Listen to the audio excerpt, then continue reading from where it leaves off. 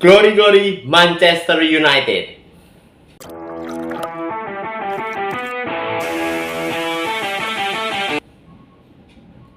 Manchester United akan melanjutkan kiprahnya di Liga Inggris besok malam tanggal 12 Mei jam 22.30 di Stadion Old Trafford melawan Arsenal.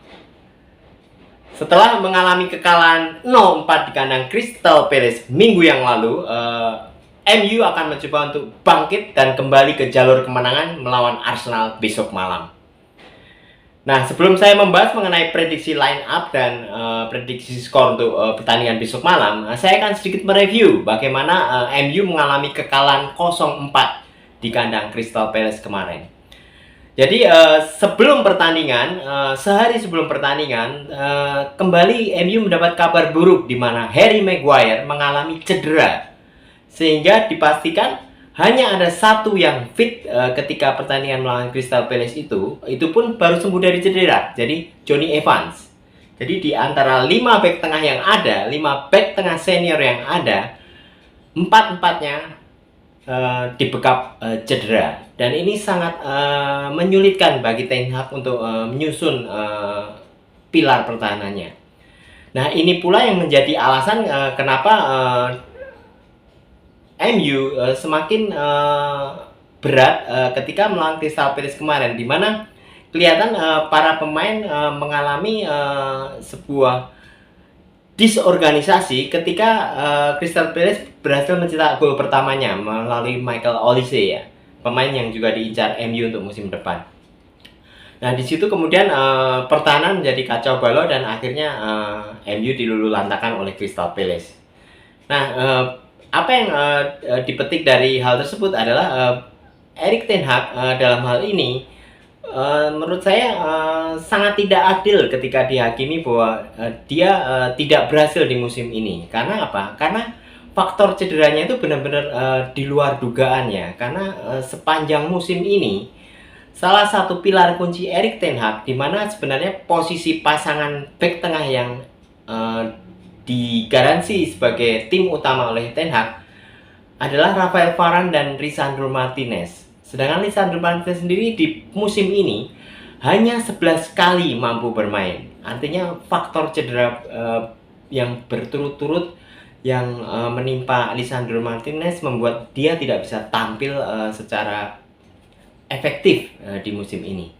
Padahal di musim lalu, di mana MU mencatatkan prestasi pertahanan yang sangat bagus, di mana hanya kebobolan 30 gol dalam satu musim, itu ya faktornya karena ada duet dari Rafael Varane dan Lisandro Martinez. Artinya kesolidan pertahanan MU di musim lalu sehingga menyebabkan Ten Hag hanya mengganti satu kiper karena David De Gea waktu itu tidak sepakat dalam perpanjangan kontraknya dan akhirnya diganti oleh Andre Onana.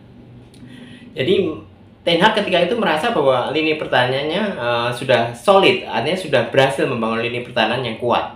Tapi apa yang terjadi? Badai cedera musim ini benar-benar luar biasa sekali, dan itu mengacaukan semua rencana dari Erik ten Hag, di mana dia hanya menambah pilar lini tengah dan satu striker, Rasmus Højlund, untuk musim 2023-2024 ini. Jadi menurut saya faktor itu yang menjadi penyebab utama kenapa MU musim ini sangat terpuruk. Dan itu saja masih ditambahi dengan pergantian kepemimpinan dari pemilik MU, ya.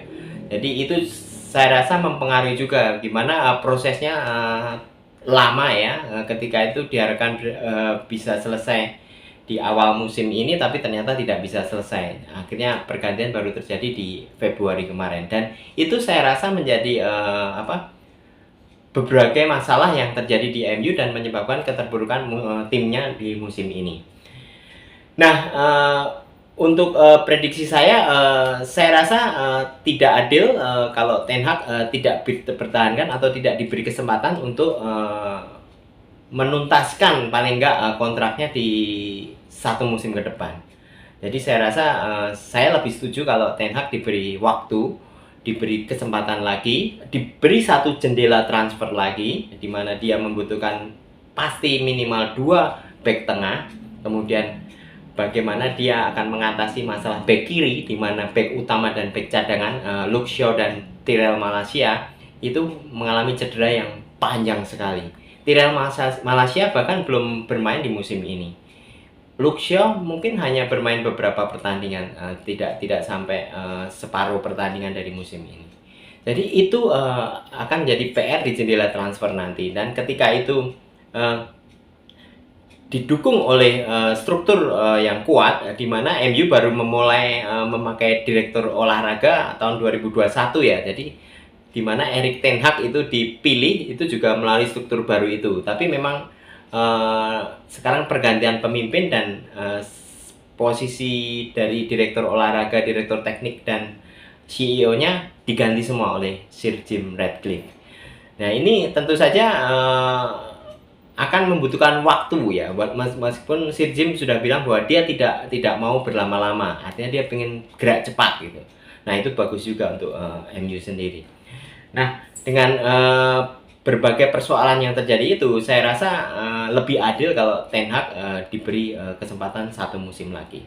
Itu mungkin sedikit review mengenai rumor-rumor yang beredar, di mana Ten Hag akan diganti oleh pelatih ini, di mana Ten Hag akan dipecat segala macam akibat hasil dari kekalahan 0-4 di kandang Crystal Palace kemarin.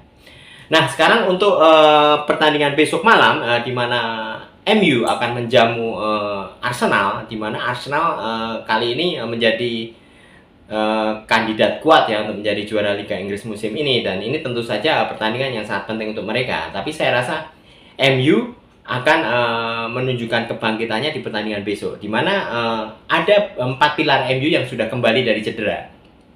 Jadi prediksi saya untuk barisan pertahanan dan kiper, saya rasa Andre Onana akan menempati posisi kiper seperti biasa. Kemudian untuk back kiri dan back kanan, saya rasa dengan belum sembuhnya Luke Shaw, Aaron Wan-Bissaka masih akan digeser untuk jadi bek kanan, kemudian Diogo Dalot akan kembali ke kiri lagi. Ini selalu diswap sama Erik ten Hag, mungkin berdasarkan lawan yang dihadapi ya. Tapi untuk pertandingan lawan Arsenal besok, saya rasa Aaron Wan-Bissaka akan dikembalikan ke bek kanan, kemudian Diogo Dalot akan menjadi bek kiri.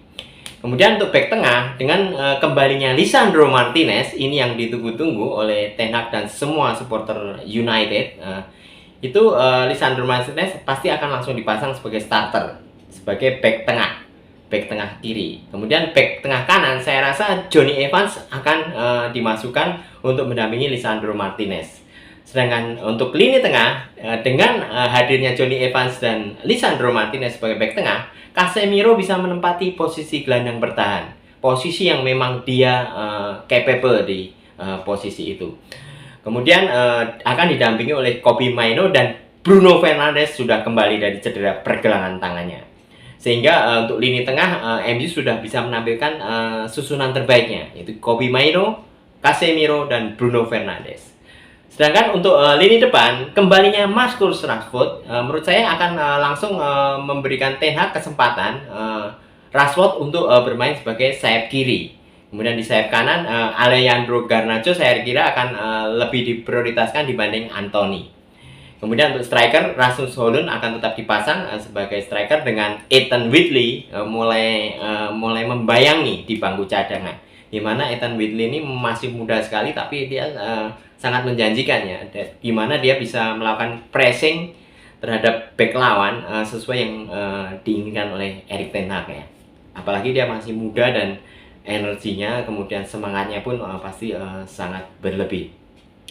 Jadi dengan cadangan Ethan Whitley, pasti Rasmus Højlund juga akan mengeluarkan kemampuan terbaiknya karena nggak mau tergeser ya. Nah, untuk prediksi line up-nya seperti itu. Sedangkan untuk prediksi skor, saya yakin MU akan mengalahkan Arsenal dengan skor 2-1. Jadi prediksi saya, MU akan mengalahkan Arsenal di Old Trafford besok tanggal 12 Mei jam 22.30 dengan skor 2-1. Itu saja mungkin prediksi line up saya dan prediksi skor saya. Attacks win you games, defense win you title. Glory glory Manchester United.